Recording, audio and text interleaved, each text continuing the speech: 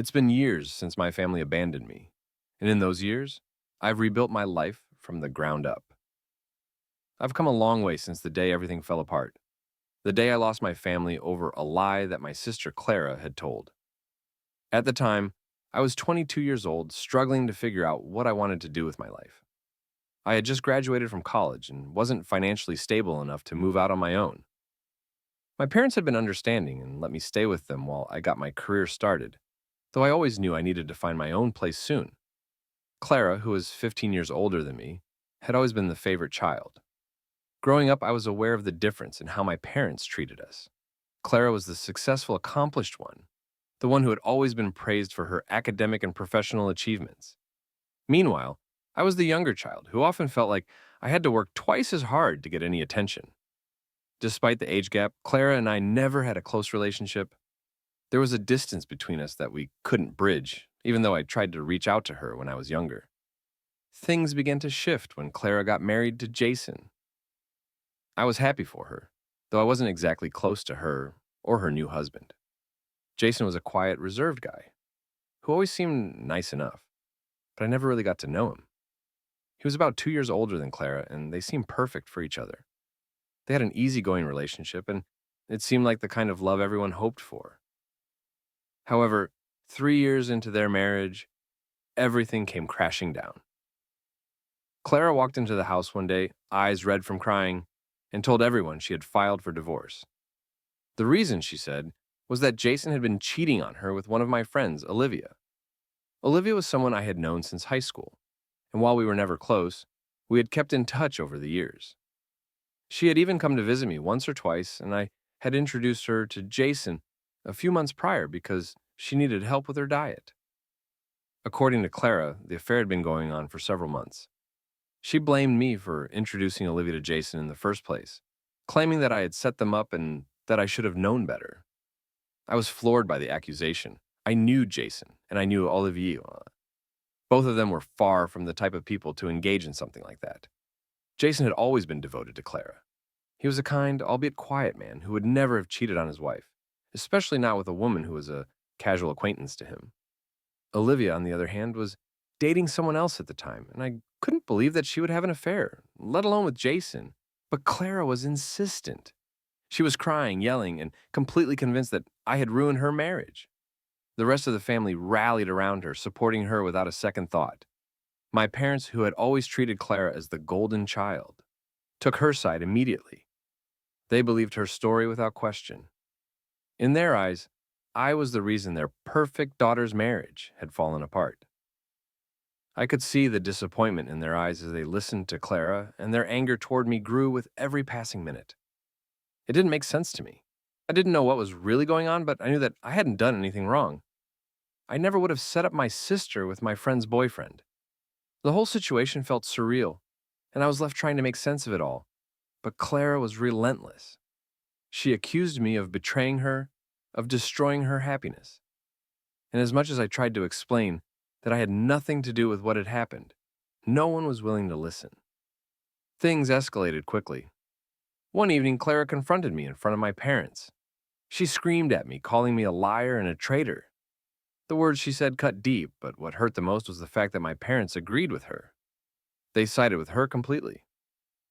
The next thing I knew, I was being told that I needed to leave. They gave me no time to pack, no time to gather my things. They told me I had ruined the family, and I wasn't welcome anymore. I was stunned. My entire world crumbled in an instant. I had nowhere to go. I wasn't financially stable enough to rent an apartment, and I couldn't go back to my childhood home. My friends were all busy with their own lives, and I felt completely alone. After hours of sitting on the sidewalk with my bags at my feet, I finally called a close friend who let me crash at their place for a while.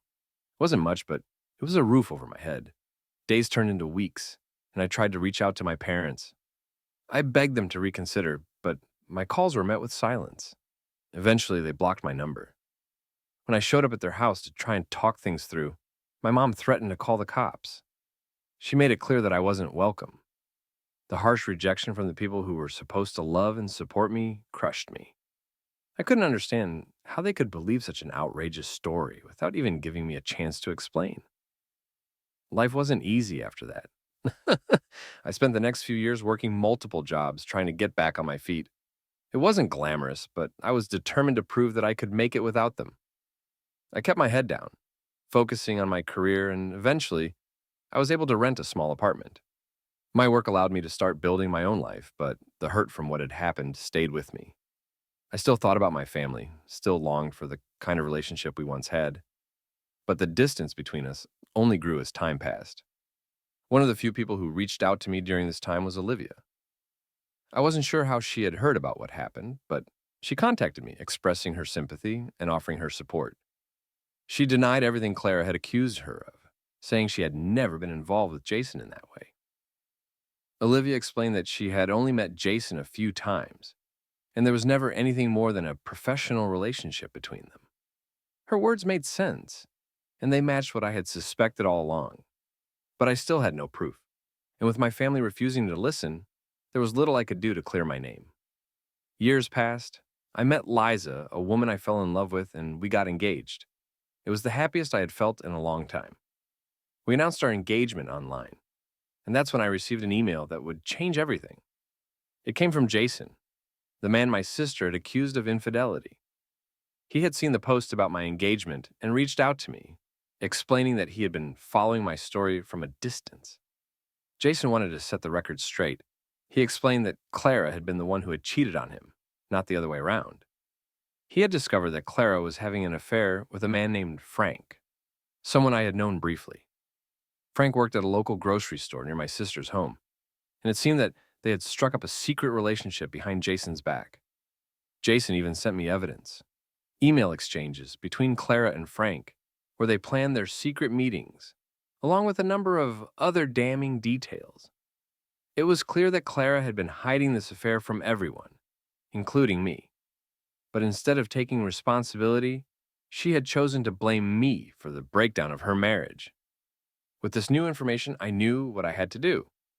I couldn't let Clara continue to lie to our parents or let them believe that I was the villain in this story. Jason and I planned to confront my family together. I was nervous, but I knew it was time to face the truth. When we arrived at my parents' house, my mom opened the door, looking surprised.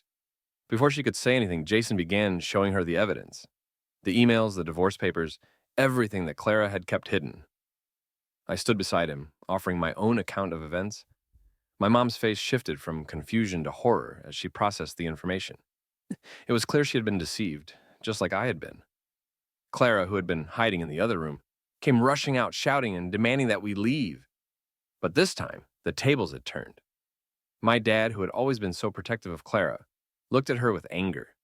He told her to leave. She tried to argue, but he was done. He packed her things, handed them to her, and showed her the door. It was a moment of justice that I hadn't thought I would ever see. Since that day, things have been different. Clara has continued to contact me, begging for forgiveness, but I'm not interested. My parents have tried to make amends, but I've cut them off. I don't need their approval or their forgiveness. I have Liza now, and we are building a life together without the weight of my family's betrayal hanging over us. They made their choices, and now it's my turn to move on without them.